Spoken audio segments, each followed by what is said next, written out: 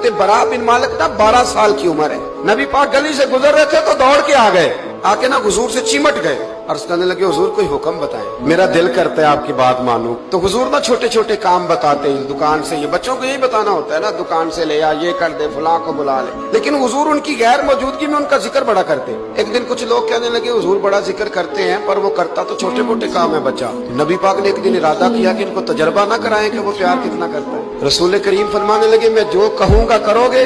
حضور کروں گا۔ فرمایا جاؤ اپنے باپ کی گردن کاٹ کے لاؤ۔ ایک روایت میں ہے کہ مولا علی کے گلے میں تلوار لٹک رہی تھی، یوں کھینچی اور اس نے جذبات سے دوڑے کہ حضور نے فرمایا اسے پکڑ لو ورنہ یہ گردن کاٹ بھی لائے گا، پکڑ لو اسے ورنہ یہ کاٹ دے گا۔ اللہ کی قدرت کے تھوڑا وقت گزرا تو وہ بیمار ہو گئے۔ دن میں 2 مرتبہ میرے نبی پاک تیمارداری کرنے گئے۔ ایک شام رسول کریم تشریف لے گئے تو حضور سرانے بیٹھے، ماتھے پہ ہاتھ رکھا تو کریم محبوب ان کے باپ کی طرف کان میں کچھ کہا ان کے والی سے، حضور رونے لگے اور پھر حضور نے دوبارہ ماتھا چوما، پیار کیا اور چلے گئے۔ تو حضرت طلحہ بن برانا اپنے ابا کو قریب بلایا اور چارپائی پہ بٹھایا، کہنے لگے ابا جی حضور کیا فرما گئے؟ کہا بیٹا تیرے والی بات نہیں۔ کہا نہیں بتائیے۔ کہا نبی کریم علیہ السلام نے فرمایا کہ شام کو نا میرے طلحہ کا انتقال ہو جائے اور جب اس کی روح پرواز کر جائے تو مجھے خبر کرنا، میں آ کے جنازہ پڑھاؤں۔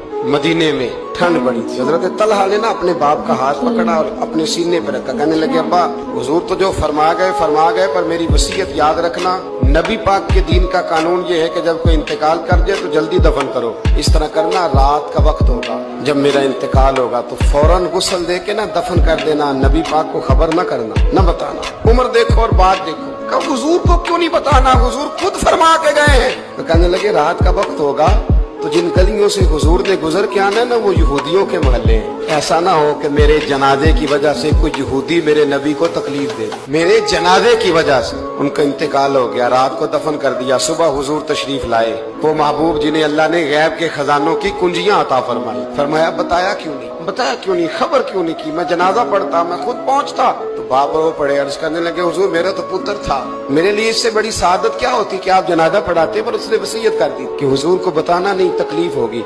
نبی کریم فرمانے لگے بتاؤ مجھے اس کی قبر کہاں؟ اور یارو غور کرنا، ساری دنیا گنبد خضرا روضہ رسول پہ اور نبی پاک ایک غلام کی قبر پہ تشریف لے، خود نبی کریم گئے اور آج حضور نے دعا انوکھی فرمائی، فرمایا اے اللہ جب میرا طلحہ تجھ سے ملے نا تو ذرا اس سے مسکرا کے بات کر۔